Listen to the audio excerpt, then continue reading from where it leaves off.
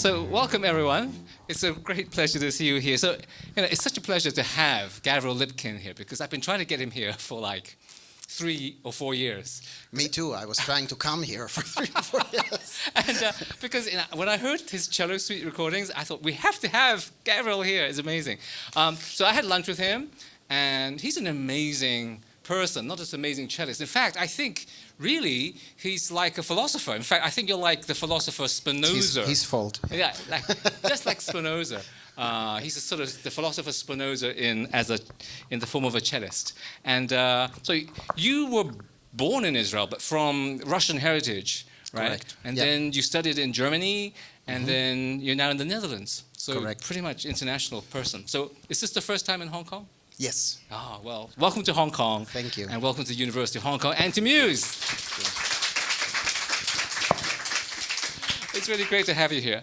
Now, of course, since he's so philosophical, and so am I, we might just sort of start talking in the stratosphere and get all very abstract. If we do that, just put up your hand and just say, you're talking rubbish, and we'll bring everything back down to earth. Is that a plan? That's Yes, a good plan. Just All raise right. your hands. Or Let's keep things down to earth at the beginning, because you are going to be performing all the Bach cello suites tomorrow and the day after. It's going to be looking forward to that.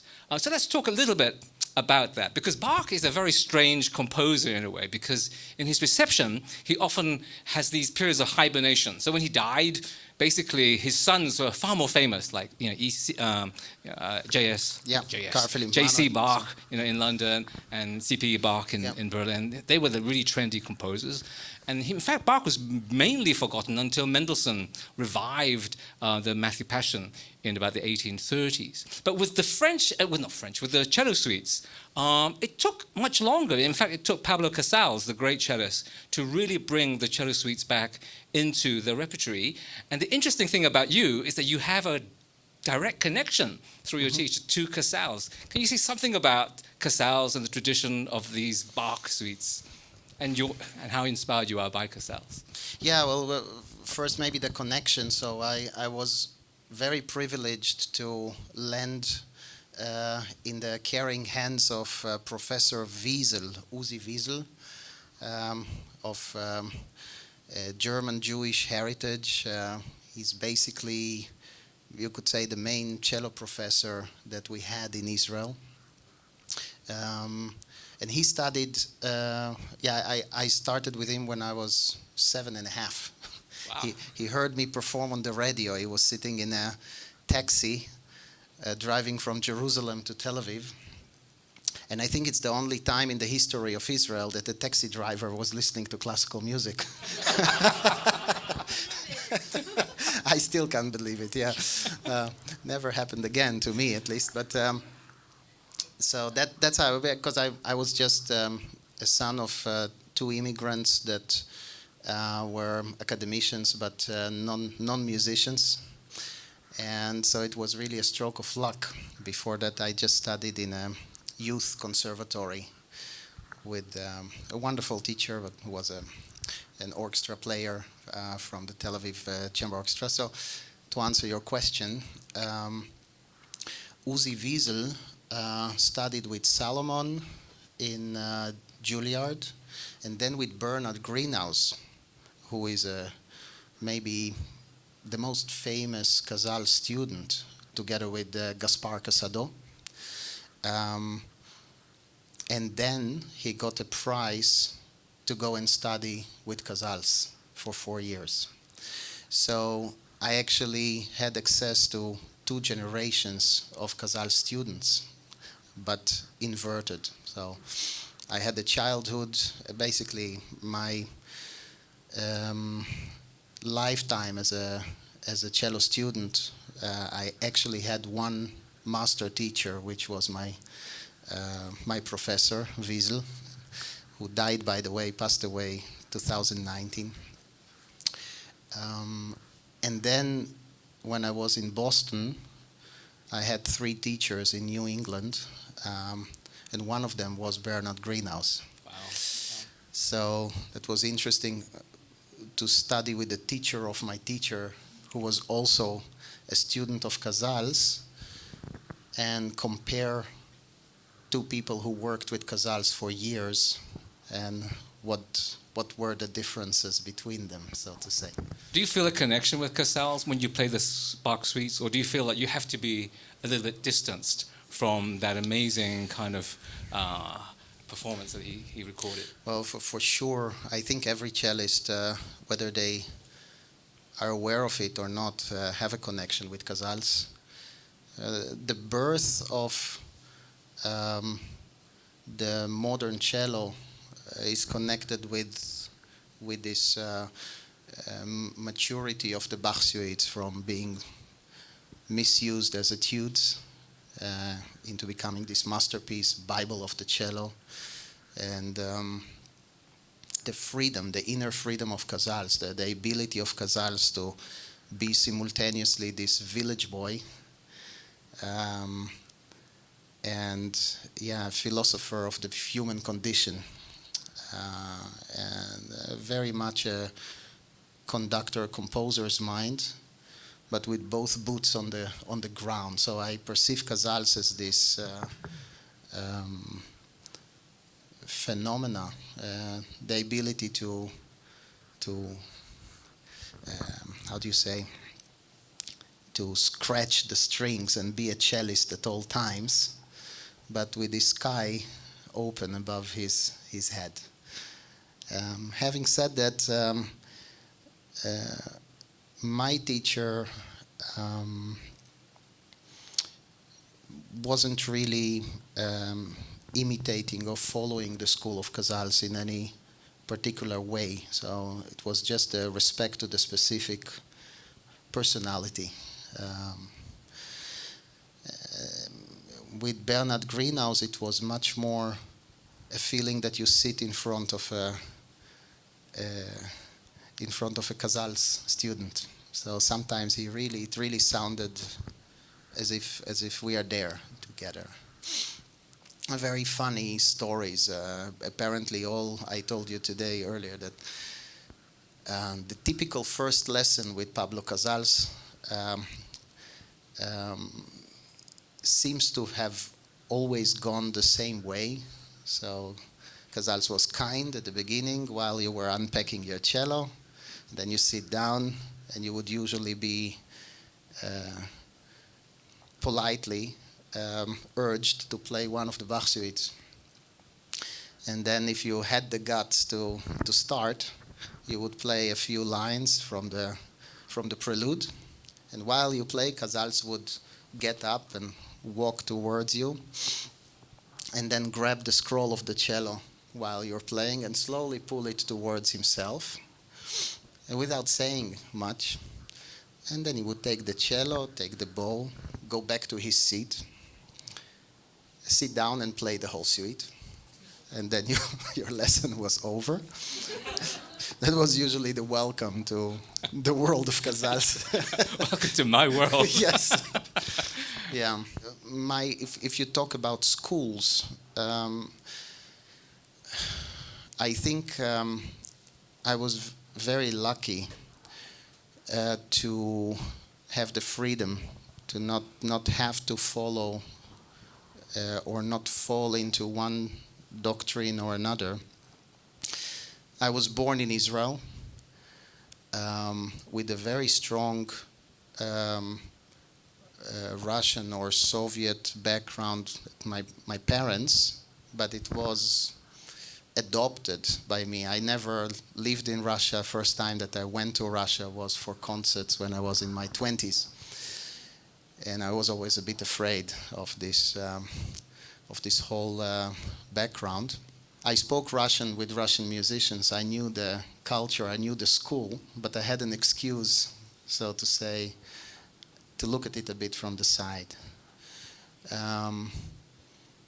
The same goes for the German and French schools, and then the American school of playing, which happened later for me, really, again, in my 20s. So, and Uzi Wiesel, my professor, maybe was the reason. He made sure that the moment I was getting too excited about one direction, he says, "Oh, why don't you go to Rostropovich for a few months, you know?" That sounds okay. Yeah. And then I had complete shock being in Paris with Slava, and he sits on the piano. He never played one note for me on the cello. I thought that, now I'm gonna get a real cello lesson, finally. And then the guy sits, the lessons could be 4 hours long, and he was sitting behind the Steinway in one of the rooms in his half of the villa. They had with Wisniewska, they had a huge villa, and when you enter, you go to the left. This is Wisniewska. You go to the right. It is Slava, and in the middle, very Russian style, there was a kitchen, and in the middle they were fighting. So whenever they met, you would hear the worst words in Russian. Completely in love with each other, but they never communicated otherwise. Then you would go to the right and have your cello lesson. And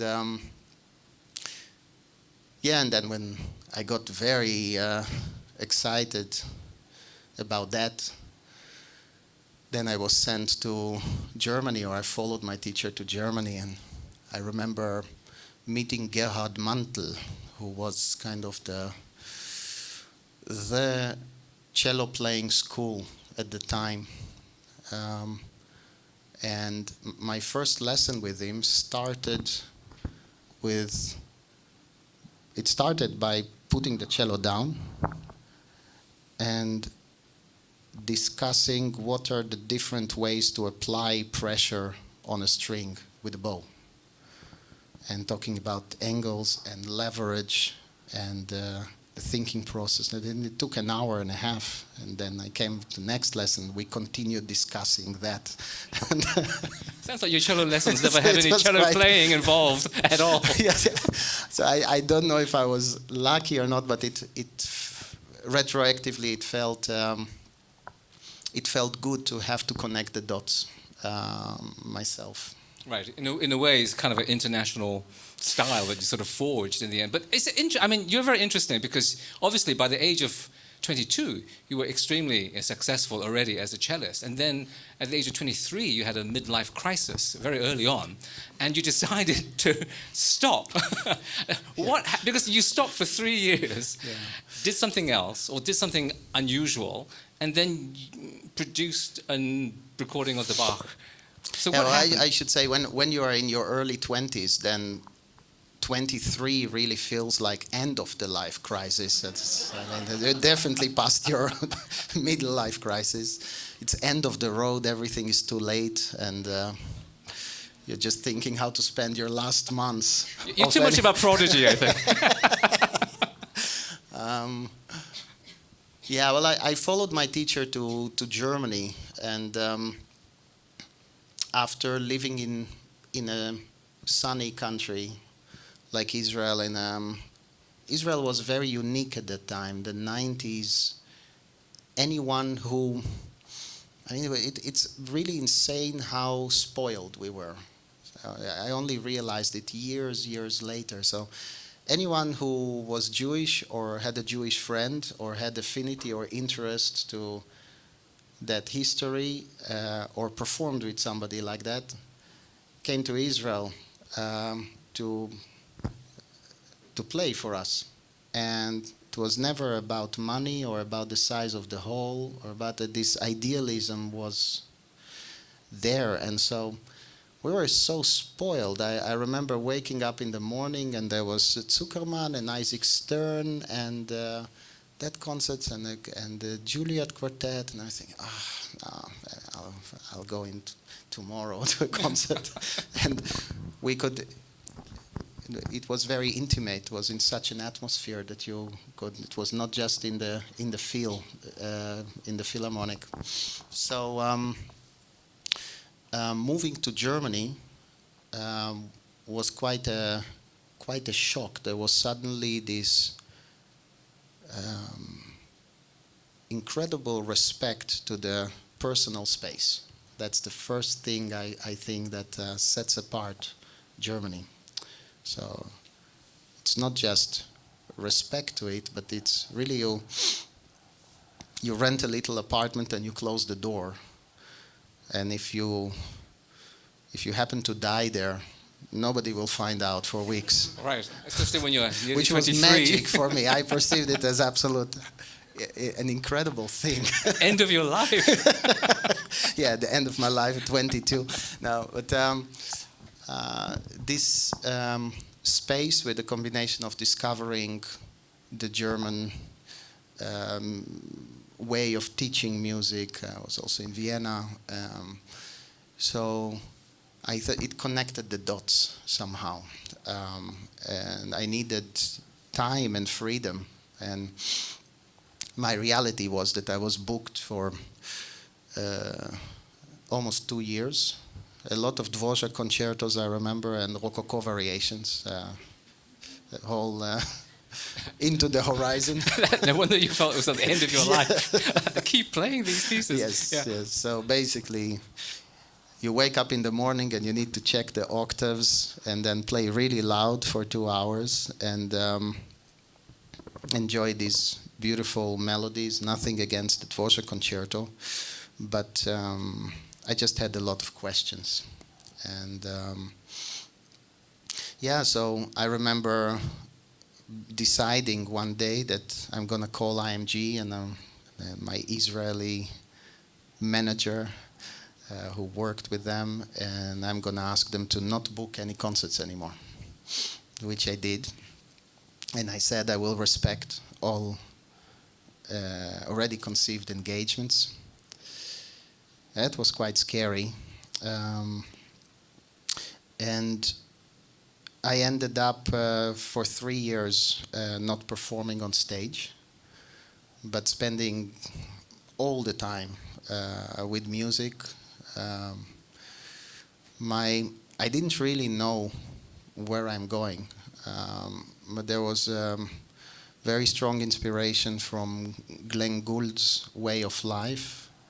I knew that recording is a big part of it, or even just the exercise of performing for a microphone. What Glenn Gould used to call a relationship of 1 to 0. I remember being impressed by that. And yeah, so I was asking myself, what is a meaningful performance? Where is this interpretation happening? What is this stage? And so I spent a lot of time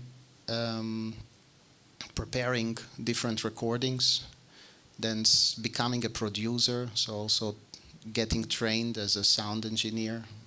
I never planned to finish the studies, but I was living there in Detmold in this Hochschule for Tonmeisterschule, it's called, for sound engineers. And after 3 years, I created a record label and came back on stage. And that's a funny story. I really didn't communicate with anyone too much in the industry. And that created a kind of mystery that I wasn't aware of. And one sunny day, I get a phone call from Edel AG. It was a big media company. And because of that phone call, Sony Classical contacted me as well. There was, still is Michael Brüggemann, who was the head of Sony Europe. And they invited me for a talk. And the first thing that they tell me, say, we got intrigued by your story. And at that point, I had no story at all. I just really was just lost with my with my lack of story. And they said, it is so interesting, you know, an Israeli boy who nomads, yeah, who walks into the mountains in Germany, locks himself out there and plays Bach, which was not true. It really was. But apparently that was the rumor that there is this crazy chap at that time, you know, the Israeli boy who plays Bach, and he's alone there in the German mountains. So that brought me back on stage. But was there a difference between the Bach that you played when you were 22, and the Bach that you played after your time in the mountains? I hope so. Yeah, of course, things change and evolve. I want to believe that there is a genome, something that is my voice, and that at the same time there is a reason to create new renderings. Well, one thing that I was obsessed with during the retreat was this phenomena. It's a very Beethovenian phenomena of the cosmic beat. So if you take the Fifth Symphony, for example, there is it's something that he took from Bach. So there is this kosmische Schlag. Yeah, there is an impulse that falls from the sky throughout the piece. And it's the same beat for the first movement, for the second, for the third movement. If you listen to all the recordings of Glenn Gould, no matter what he plays, there is always this beat. It goes from the first note to the last note. It's quite magical to play the Goldberg variations and to fit all the meters into this common beat. And that has an enormous effect because it correlates to our reality.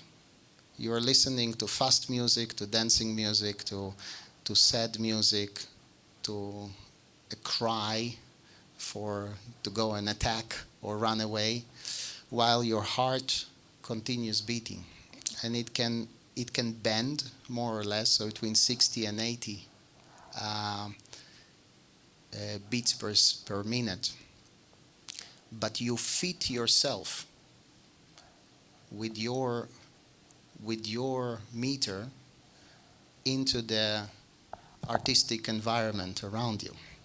So there is something very intrinsically meaningful in you want to play a piece of music. If it's a great piece of music, you want to play it as the universe. At the moment when you play it, nothing else should exist. So these 3 movements of a symphony, they should represent everything.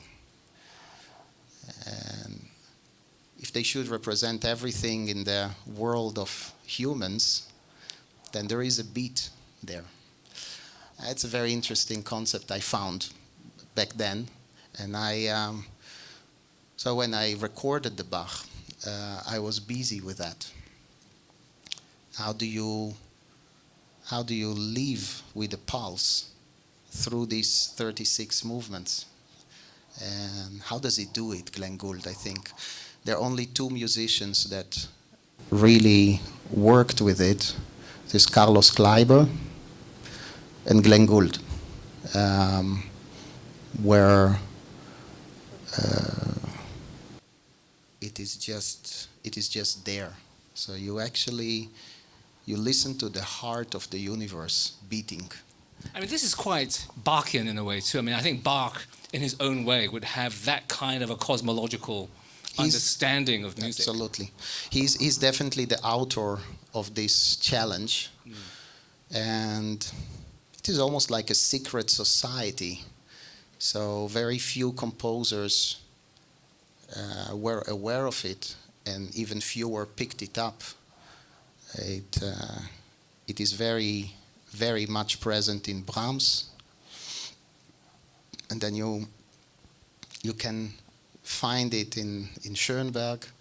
It's quite difficult otherwise, and other Viennese school composers write music that you can apply it to. But in the case of Bach, he really writes these constellations, like a cosmic constellation of stars, yeah?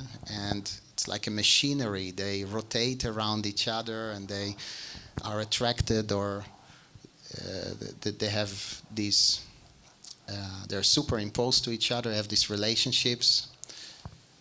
So it's like a matrix. And what puts life into it are these impulses. Otherwise, it's just a beautiful form, static form that is there. Yeah, that's to start. But that becomes quite abstract. But Yeah, no, are you still with us? Nobody's put their hand up to say that was rubbish. yeah, are there any hands? Yeah. No, but it's true. I mean, Bach did. I mean, it's interesting you talk about Bach in this way, and it seems to me that you also think about this music. There's these Bach cello suites in this way, where because I think with cello suites, they're dance suites, so they're like a string of dances, a chain of prelude, and then you have your allemand, and then your courante, and then your sarabande, and then your either your minuet or bourrée of gavotte, and then your gigue or whatever, right? And it just goes on like a chain like this, and there's no kind of structure to it. It just goes on. But is that your view of that, or do you see a kind of cosmic Bach thing behind this? Yeah. So well, you asked me whether I'm performing the same Bach. So maybe that's where I'm modulating. So during this retreat, when I was recording it, I was quite,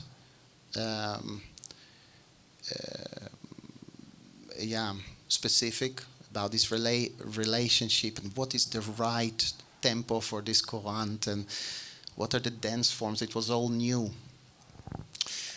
I'm much more excited now about the paradox in it. Bach has so much humor, so much self-contradiction. It's a bit like Michelangelo that makes sure to put a scratch, on his work. So if it becomes really a perfect shape, the magic is gone. But if you don't feel that a perfect shape is intended, the magic is gone itself. But so finally, when you play the suite, the human voice and the freedom and being on the verge of falling apart is also quite interesting. That's your performance method, sort of pushing the music onto the verge of falling apart. Yeah, well, imagine a drop of water with this cohesion, what holds it together. And you want to experience together the form, finally, right, where we are. Yes, I mean your interpretation is very interpreted, right, in a way, and ornamentations and quite extreme dynamics and quite a lot of change of rhythm and speed. So in a way, some people might say, well, that's not very structural, not very cosmic. I mean, what would you say to people who suggest, come on, this is not really the Bach we know? Well, I would say when you land on Mars, you're going to be very hot and very cold, and you'll get your feet dirty. You read this text of Quantz and Gimignani and Mozart, and you go through the experience of the time, and you can take it to however extreme you want. I was actually a good friend of Aner Bilsma, who lived in the city where I now live, just a few hundred meters from our house. So it's wonderful to get very busy with. Is the slur short because the feather was getting weird, or because she was getting tired? Oh, this is or because it's an F sharp, so they're just different. This is Bach's wife. Because we don't have a autograph of copy of these suites. It's actually a copy from Anna Magdalena's hand. Yeah. Yeah, that's also like the biggest gift is that the original is lost. Right. And so the piece itself starts with an interpretation. You have 4 copies of the original. The copy is already an interpretation. And so you start by superimposing these 4 copies and trying to understand where is the core. And then working with other pieces of Bach, like the violin partitas. I like to play the second partita on a small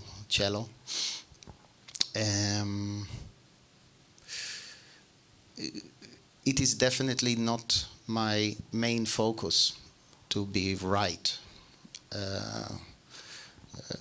It is, you have to earn this feeling.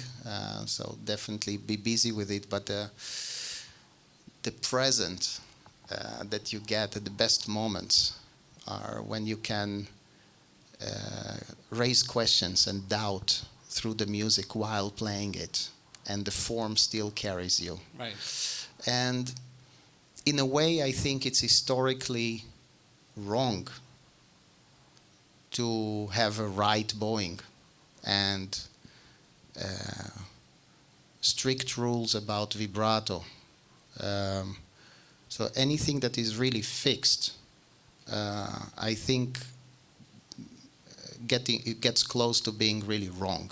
I don't see Bach in that way at all.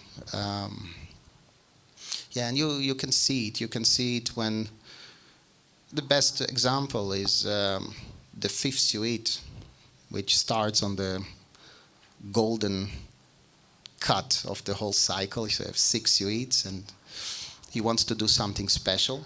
That's the golden ratio of all the suites. Yes. If you divide it by that particular Greek ratio, you get onto the 5th Correct. suite. Okay. Correct. Yeah, this 62%. And you can be very busy by counting all the notes or all the minutes. It is somewhere there during the opening of the 5th suite. So it's the only prelude and fugue in the cycle, and it's the only piece that he steals from himself. It existed already. It's the lute partita. And he changes everything. He takes his own piece. He changes everything except the melody. And then you think, so I found the rule. Never change the melody. And then just before the end of the prelude, he adds another 2 bars to make sure that you don't make a rule out of it. So that's Bach. He doesn't give you a chance to create a recipe and lock him in a box. He's always above it. And you're just not allowed to find yourself. You have to search, and you have to find yourself searching. I mean, you have a very, how can I put it, a very sort of ideal, transcendent, Platonic view of music where, the piece of music exists, as it were, silently in the universe kind of thing. And somehow, you're kind of manifestation of that. And it strikes me that, Bach works perfectly like this because you can interpret it almost in any way. I mean, it is like it's like you have a perfect ideal chair, and then we have all these different manifestations of the chair, right? And Bach is a little bit like that, because even the cello suites, I mean, it's not necessarily just for cello, right? You mentioned the lute, but actually the last few suites, maybe it's for a different kind of cello with 5 strings, Yeah. So it's not as if it were a kind of consistent concept. Correct, and I think on purpose. So if you take each one of these cycles of Bach, if you take the prelude and fugues, the Wohltemperierte Klavier, the flute partita, which I think was written after the Bach, after the cello suite, the violin partitas, of course, and so on and so forth. For example, the Brandenburg concerts are not that way. They're just loose pieces. But these pieces that he wrote in that period, Goldberg Variations is the grand example. The Rätsel canons, the Riedel canons, the 14 canons are a perfect example. So these are cycles that have a perfect form. And everything has a reason for Bach. And this reasoning is not linear. It's not going from the first note to the last note. It's not reading from left to right. It is looking at the piece as if it is a photograph. So in the case of the cello suites, it has these 6 suites. Every suite is divided into 6 movements. 6 is the first number that can be divided by 3 and by 2, he's finally able to not write cantatas. So yes, so Bach is in a place called Curtin, Yeah. which is actually it's more of a Calvinist court. So they weren't so interested in church music. So this is why he was writing all these partitas and so on. So this was Bach at his most secular, although he would never claim to be secular. And there is a crazy story. I don't know if it's true, but I think it is. When he got the suggestion to accept this job in Curtin, he got so excited that he legally said yes immediately. And he actually was initially was put in jail, or was sentenced to be in jail for a month and a half for accepting a job while having another job. He was so that's Bach. He was so excited to not have to write every Monday and Thursday another cantata and be forced into a simple form. So the first thing that he does is creating a contradiction. He creates the most beautiful constellation. We can talk about it for hours. But he fills it up with folk music. Yeah?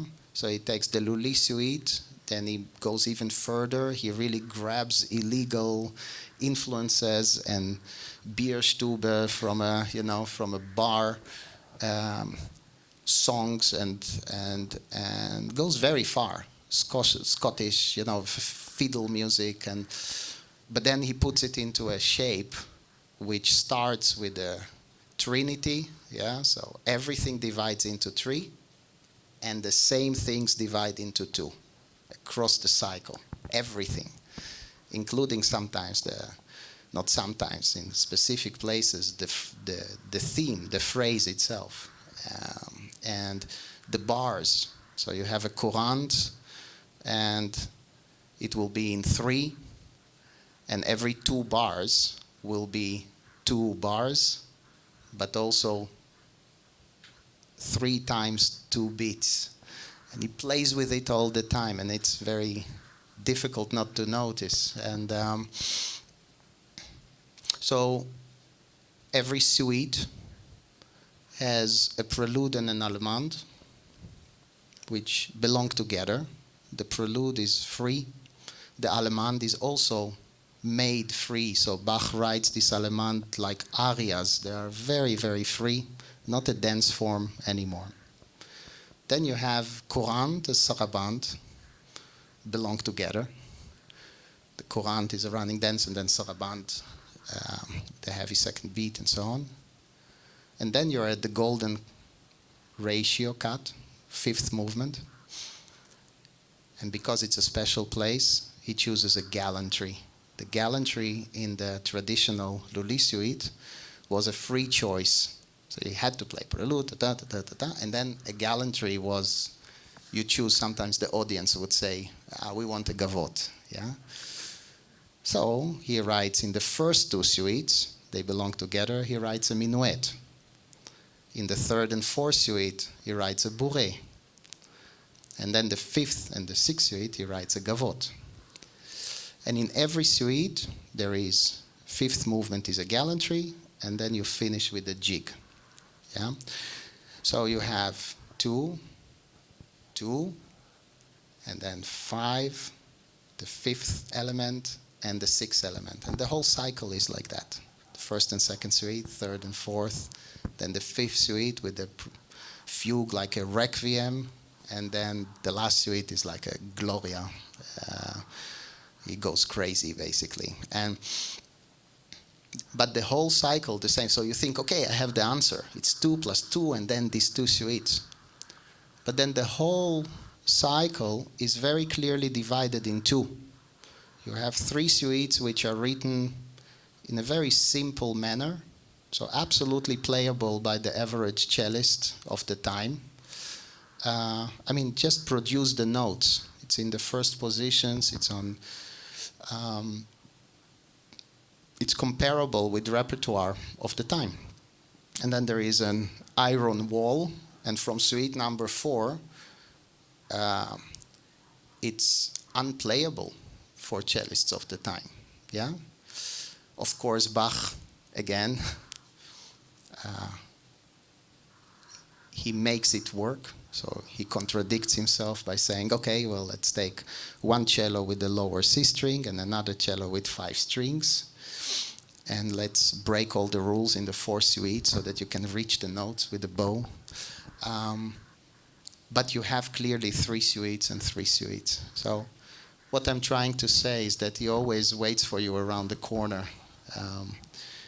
But there are underlying guidelines, and that is that you can enjoy these groups of 6 elements that are divided into 3 times 2 and 2 times 3. So the way this is both Bach at his crazy wildest, because obviously he's in Curtin and he's doing his thing. At the same time, it's also in one sense at its most divine, trying to think in these kind of numerological, theological ways about how to actually create a cosmic harmony, even in something with just one line, as in a Bach cello suite. Yeah, yeah. It's a very passionate person. I think it could be very almost like an animal, you know. It could be very explosive. And the stories about Bach playing 20 instruments, I think, as a Kapellmeister in a rehearsal, there are these scenes where they rehearse and then he suddenly explodes and grabs the violin and shows how to play it, and then takes the flute and just gets very emotional and shows how to do it. Or Esterhazy is playing in Alkmaar, on the other side of Europe there, in the Netherlands.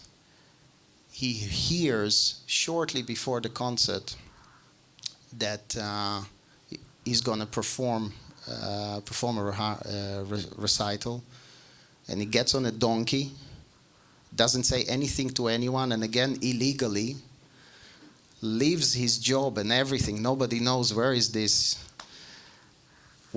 guy, and he's just gone because he has to be there. And a lot of other stories which are much more extreme. But so at the base, I think generally what makes Germany produce these amazing composers is this contradiction. So there is also in more negative aspects of German history, I have this incredible sentimentality, attention to detail, but then huge gestures about how the world is and should be. There is incredible insistence on finding the right way. German culture is, you know, it has to be richtig, yeah, it has to be right. But incredible love for complexity. So, well, if you love complexity, you're never done with being right. So you keep searching. And that, I think, is the reason that we have so many, in this German-speaking culture, so many great composers. Well, that's an amazing way of putting Bach, you know, because we often think of him as, you know, this kind of abstract, maybe numerically perfect kind of composer with all this symbolism. And also we always think of him actually as someone who is very sedate and proper and Lutheran, and actually, you know, when he played the organ, he just didn't move. You know, he just sat like that, right? But actually, your version of Bach, which is actually much more interesting, is that this is a wild, crazy animal, right? And in a way, you know, when you play something like these Bach suites, and they're very embodied pieces. I mean, they're not kind of just ethereal, transcendent forms in this kind of Platonic sense. They feel really, I don't know whether earthy is the word, but they have that sense of embodied wildness, which is why you like to push to your interpretation, I guess. And at the same time, he would be very formal and very symbolic, and he could work for days on the right way of him being painted with what kind of symbol, and spend enormous energy to create the cryptic formality that he wants. So again, it's this contradiction. So maybe what you asked me before, a guiding principle with Bach for me is that, he contradicts himself very skillfully. And contradiction is at the heart of that music. Yes. So the other interesting thing is paradox. You know, here you are. You spent 3 years in a retreat thinking about what music means and how it should be expressed, and then you also have a new vision of these suites, and you see it, or trying to see it like Bach, as a flash, as an image, as a moment. But how do you translate that for the normal person in the audience? How do they hear that moment, that image, that structure, when it's all happening, in 2 concerts? Yeah, it's a very good question. I think that that you don't directly. So just like we discussed Newton, or Isaac Newton. Yeah, Yes. or the ways, if you look at biographies of great scientists or even sportsmen and so on, there are design elements in their workflow that are there to support their professionalism. They remain in the kitchen, so to say. If you play the music, it's very helpful to be aware of them. But the goal is not, and that is also the reason that I scrambled all the order for the concerts. At the end of the day, you are listening to 36 movements. And they have to dance, but the dance have to take you away into an abstract world. And they relate to each other, but you have to get older enjoying this music. There are no shortcuts, and that's the beauty. That it's a lot of fun to look at the code of the music, and I think it's inspiring for listeners also, for music lovers to appreciate. But we all finally, including Bach himself, when a composer experiences her own piece, she doesn't need the audio, she doesn't need the sound, she doesn't need space, she doesn't need audience, doesn't need anything. The person created the music in their... But if they want to experience it, they have to get half an hour older to go through a sonata. And that's the beauty. So the experience of music flows in time. The concepts that you make about it and how it is created and how to decide how to play each note doesn't flow in time. There you can have a scholarly discussion in a university and say it's like this or it's like that, and that will influence the decision you make. But finally you sit in the car and you drive and you have to navigate on the road and not on some rocket that is not touching the road. So that is the beauty, another contradiction. Yeah, so it's in a way a kind of translation of space into time.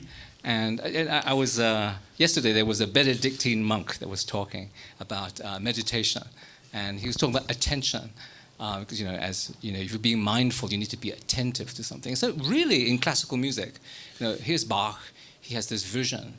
And it takes, half an hour or even 3.5 minutes for a particular dance to happen. Right? Mm-hmm. Your job as in the audience is to pay attention. Because, as this monk said, if we pay attention, you are loving the thing.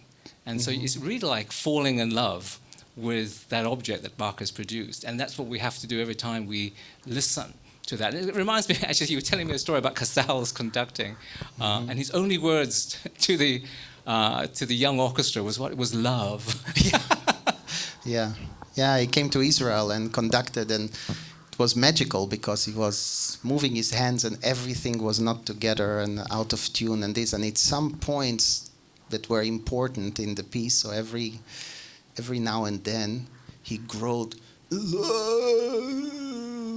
and he stopped conducting. Everything was coming together. It was an incredible experience of watching a conductor. So we're going to hear some cosmic love. But you should all come and hear some Cosmic Love tomorrow and Sunday. But before we finish off, I think we have about 5 minutes or so for questions, if anybody has questions. I know we only have one cellist here, and I did promise that she could have the first question, but she's probably too shy to do that, so I won't force that upon her.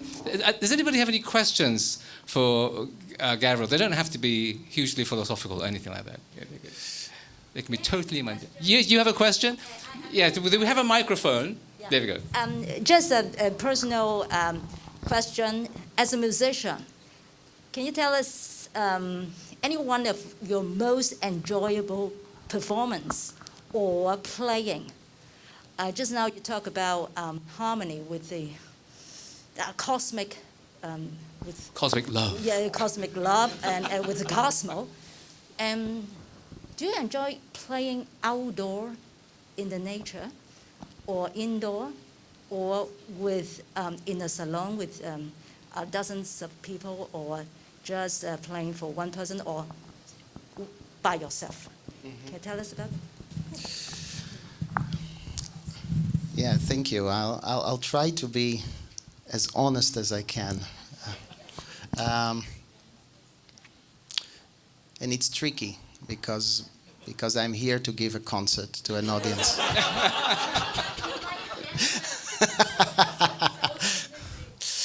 Well, first of all, about open air. So the answer is no, because in essence, you are not playing the cello. A cellist is playing two things. He's playing the strings, so there are actually 4 lines in space that you are making shorter, and you put them into motion. You don't really play the cello in that sense, because the cello is doing what the cello does. You cannot influence it. You can only influence the strings of the cello. But then the cello does what it does, and it sends these air molecules into motion, and then you get something back from the acoustics. That is your instrument.